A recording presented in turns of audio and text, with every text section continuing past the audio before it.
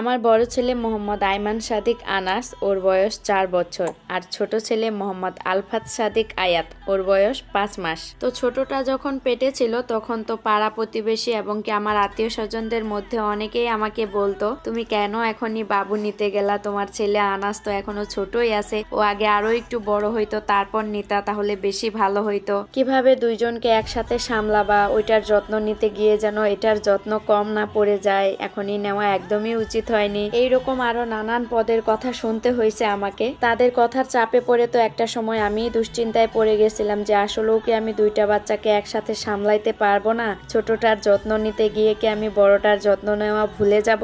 ওকে কি আর আগের মতো আদর করতে পারবো না? আগের মতো করে আর বেশি সময় দিতে পারবো না? আলহামদুলিল্লাহ, যদিও বা এই কথাগুলো আমার কল্পনাই ছিল, আল্লাহর রহমতে বাস্তবে পরিণত হয়নি। আমার ছোট বাবু হওয়ার পরেও কিন্তু আমি দুজনকে সমানভাবে আদর যত্ন স্নেহ করতে পারি। আর বড়টার যে যত্ন কম করি, ওকে যে কম ভালোবাসি এরকম কিন্তু না, বরঞ্চ ছোটটা হওয়ার পরে বড়টার মায়ায় আরো বেশি করে পড়ে গেছি। যখন তো ছোটটাকে আদর করি তখন বড়টা এসে হাজির হয়ে যায়, আর ঠিক তখনই আমি ওকে আগের থেকেও 2 গুণ বেশি আদর করে ফেলি। আগে আমি মানুষের মুখে শুধু শুনতাম সন্তান নাকি যতগুলোই হোক না কেন সমান ভালোবাসা থাকে, সন্তানের প্রতি ভালোবাসা কোনোদিন কোনো বাবা মায়ের কমে না, ওদেরকে খুব আদর যত্ন করা হয়। আর এখন কিন্তু আমি হাড়ে হাড়ে বুঝতে পারতেছি, হ্যাঁ আসলেও কিন্তু সন্তান যতগুলোই হোক না কেন বাবা মায়ের ক্ষেত্রে ভালোবাসাটা একদম সবার জন্যই সমানভাবে থাকে, হোক সে ছেলে অথবা মেয়ে। অনেকেই তো বলে প্রথমটা ছেলে আবারও ছেলে হয়েছে, এটা কেমন হইলো, মেয়ে হইলে বেশি ভালো হইতো।